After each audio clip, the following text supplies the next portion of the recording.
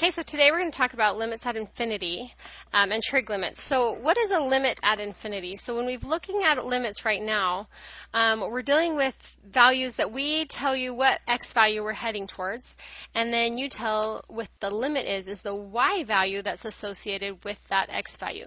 So for example, if you write the limit as x approaches 5 of x plus 2, then you can find this because it's a continuous function. You can find it by plugging the 5 in, and you get 5 plus 2 is 7. And what this means is that when x equals 5, y equals 7. And that limit is the y value associated with the x at that point. Okay. Now we went through other situations that happen, problems that you run into, but now we're looking at when you're going to infinity. So when x approaches infinity. So if x is getting extremely large, let's say the same problem, we have x plus 2. What happens is that as x gets larger and larger, and then you're adding 2 to it, then it's getting larger and larger still, and this means that it's just going to infinity. So it's kind of like end behavior 2. When we talked about end behavior, we talked about what's happening to y as x gets really, really big. So for instance here, this is saying the same thing. As x goes on and on in the positive direction, what's happening to y? Is it getting bigger? Is it getting smaller? Or is it approaching a number? Okay, so when you're looking at a positive continuous function like this, it will be approaching, if it approaches infinity, then the whole value is going to get closer and closer to infinity. Okay, now what about if we have like the limit as x, we'll just do x plus 2 as x approaches negative infinity. What happens now is because you're going in that negative direction, this number is getting really, really large in the negative direction. And so the overall y value is going to negative infinity. Okay, so it is actually pretty straightforward, but it's important to look at it and kind of understand what you're talking about with these basic ones so that you can do harder. Okay, so now let's look at the limit as x approaches infinity of maybe something like 3x minus 18. Now, when you're looking at really small numbers, 18 has a big effect, right? It could make this go into the negatives. But in this case, if x is infinity, so x is getting really, really large, subtracting 18 from it doesn't even touch it. The number of infinity is so large that negative 18 has 0 power over it. So even if you're adding or subtracting, if you're subtracting even a pretty large number, if there's no x value in it, this is going to get large extremely fast when it's large, where this 18 will then be completely non-existent. So that would give us just the infinity. So this would go to infinity here. Okay, so let's look at some other situations. What about when you take the limit and x is still, we're going to talk about infinity. Now remember, this works for infinity and negative infinity. The same thing would happen here. When you're subtracting 18 more, you're still just going further to negative infinity if this was. So infinity and negative infinity, you're looking which direction is it going. The overall value, is it going to infinity, or is it going to negative infinity, or is it going to a number? So here, when we start looking at fractions, if you have x divided by 5, and this is a really large number, because we can see because x is going to infinity. The larger this is, even when you're dividing by 5, it's still getting larger and larger to the point that the answer would still be infinity. Okay, so now we're going to finally get to one that does affect it. So this is when it actually does affect the problem, is if you had 1 over x. Okay, now, because x is in the denominator, it does have a huge effect on it because this number is getting larger and larger. And what happens is that when your denominator gets larger, what happens to the overall size of your value? So let's think about it in terms of a pizza. If I tell you I'm going to give you 1/3 of a pizza, that's actually quite a bit of pizza, right? You'd be pretty stoked. If I tell you I'm going to give you 1/100th of a pizza or 1/1000th of a pizza, you're left with almost nothing. There's nothing there. It's very small. So you can imagine as this gets bigger and bigger and bigger, 1/1,000,000th of a pizza, it's approaching 0, right? So this whole value is getting closer and closer to 0. So when you're dividing by x and x is getting large, the overall value is getting small. Okay, and then just something to mention, if your x is approaching infinity of a constant, so let's say your function is 4, there's no x value to plug infinity into, so this is still approaching 4. Okay. Okay, so now if we're calculating limits, so these are the more straightforward ones, right? We're looking at what happens as it gets really large. It's kind of like those your end behaviors, and it looks very similar to that. So let's get into some of these. A pink color here for a second. Okay, so now when you're calculating a limit and you get something like infinity over infinity, or you get 0 over 0, this is something that is telling you that there's more you can do to the problem. Okay, so this is kind of like I'm putting a little caution sign here, because these, if your solution that you get is infinity over infinity, you can't divide infinity by infinity, the same that you can't divide 0 by 0, because it's not a number. And so it's kind of more of a trigger to say, hey, we need to simplify this before we can take the limit. So let's look at an example of where this happens. So for instance, if I have the limit as x approaches infinity of, let's do negative x cubed over 2x squared minus 1.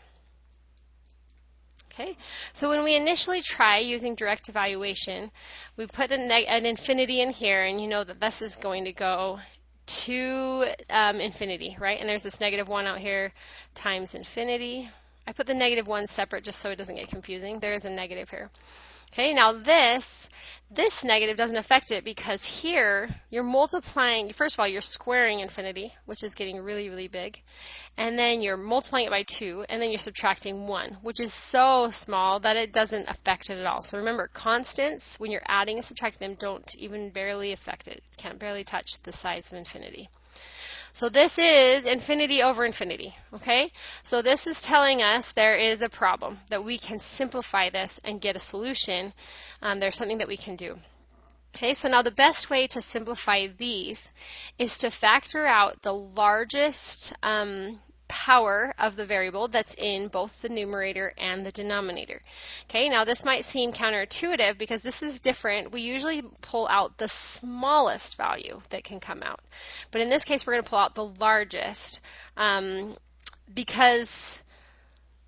so the largest that can come out of both of them, even though there's values that can't. So what I mean here is like the largest that can come out of both of them would be x squared, even though there's not an x squared in this term, but I'm going to show you how we're going to combat that. So here I'm going to pull out a negative x squared, and what's left is just x. Okay, so I have x squared and x, but because I want to pull out an x squared here too, so that I can cancel out the x squared. When I take an x squared of this, I get 2. And when I divide this by x squared, I get 1 over x squared. So it kind of makes it uglier, but in the case of limits, we know that when we divide by infinity, it gets to 0. So this actually simplifies the problem. So I'm going to cancel out my x squareds. So now I'm taking the limit as x approaches infinity of negative x over let's see, then I have 2 minus 1 over x squared. So now when we go to do direct substitution, I have my negative out here, and this x is going to infinity. So I have negative infinity on top. Here on the bottom now I have 2 minus 1 over infinity. So if I have 2 minus 1 over infinity, what is 1 over infinity? If this gets larger and larger, this approaches 0. So really what I'm dealing with is negative infinity divided by 2 minus 0, which is negative infinity divided by 2, which if you're dealing with constants, then you're down to where you can't even touch infinity. So that would be negative infinity. Okay, let's try another one. Let's try one that has a radical in it. Okay, so here we have the square root of 3x squared plus 1 over 3x. So what happens is I plug in infinity to do straight across, and I get infinity plus 1, the square root of it, which is still infinity, and I get 3 times infinity, which would still be infinity. So this tells us there's something more that we can do because it has infinity divided by infinity. So I'm going to go through and I'm going to simplify this. Okay, now I'm going to do... Here we have to make sure that we take into account that radical. If I pull out an x squared out of both terms here, I can pull it out of the radical and have an x that will cancel with this x. So that's going to help me a lot. So here I'm going to factor out an x squared. So this becomes 3 because 3x squared divided by x squared is 3. So when I distribute that back in, I get my same value, right? Then here I'm going to divide 1 by x squared. Okay, so the important thing is if you're following the rules of algebra, you're manipulating the problem to help you without changing the value. So here, if I was to distribute that x squared back in, I would get the same value, so I know I haven't changed it. But here, now that it's multiplied, I can take the square root of x squared. So now I'll get an x on the outside, so I have the limit as x approaches infinity of x times the square root of 3 plus 1 over x squared. Now, even though it's ugly, remember having an x in the denominator is great when you're going to infinity because it eliminates it. It goes to 0. Okay, so here now I'm going to take and cross out my x's. Okay, I'm going to cancel out my x's, and I can do that because they're both multiplied by everything there. So now I'm left with the limit as x approaches infinity of the square root of 3 plus 1 over x squared over 3. So now what happens is as I plug in my infinity, I get 1 over infinity, which goes to 0. So on the top, I have the square root of 3 plus 0, which is just square root 3, and at the bottom, I have 3. Okay, so that means that this value is going to square root of 3 over 3. Now, you could graph this. If you graph this, you could see that what's happening is that it is approaching a value instead of approaching. It's not going all the way to infinity or negative infinity. It's coming closer to a horizontal asymptote. So that's what's happening in those, is there is a horizontal asymptote that the graph is approaching. Okay, so that's when we can solve these. And we'll go through more examples and hopefully get a hang of doing this. There are some rules that need to be memorized. There are some trig functions that you need to know that follow certain rules so that you can use them when you're manipulating things. So here, as the limit approaches 0 of sine of x over x, this equals 1. So if you look at the graph of sine of x over x, it's this curve, then goes back and forth and gets closer and closer to 0 on both sides. Okay, it's this kind of funky looking graph. So the limit as x approaches 0 is 1 in this case. And it's something that we can go through a proof of, but for right now I want you to just have this in your head, that's true, that happens. If you approach infinity of sine of x over x, or negative infinity, because of what this graph looks like, it actually is approaching 0. Okay, so it's important to know that as those go, this goes to 1 because this is that value here, and it's the same for both sides, and the limit as it approaches negative infinity or infinity would be 0. Something else just to mention, if you're looking at a limit approaching 0 of 1 over x, this would not be defined. This does not exist because you cannot have a 0 in the denominator. But the limit as x approaches infinity of 1 over x would approach 0. Okay, so just some rules to make sure that you know and that you understand that you'll need.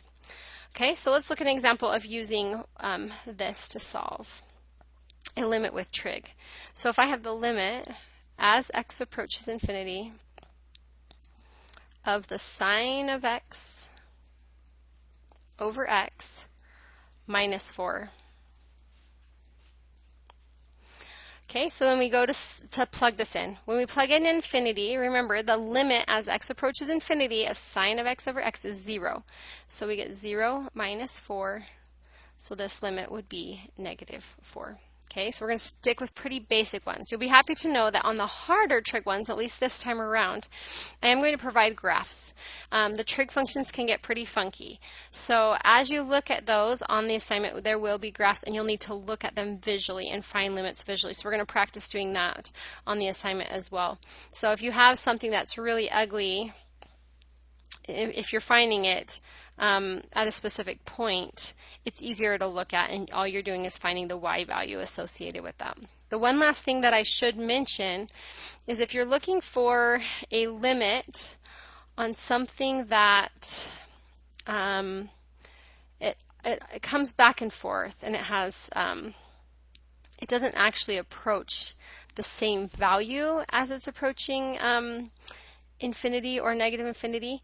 It approaches positive values and negative, and back and forth to positive and negative and positive and negative. This is what's called an oscillating function, and it does not have a limit. The limit doesn't exist because the limit coming from either side, even at infinity, it's because it's going from positive to negative, and it's not approaching a value, it's approaching something like positive infinity, then negative infinity, positive infinity, negative infinity.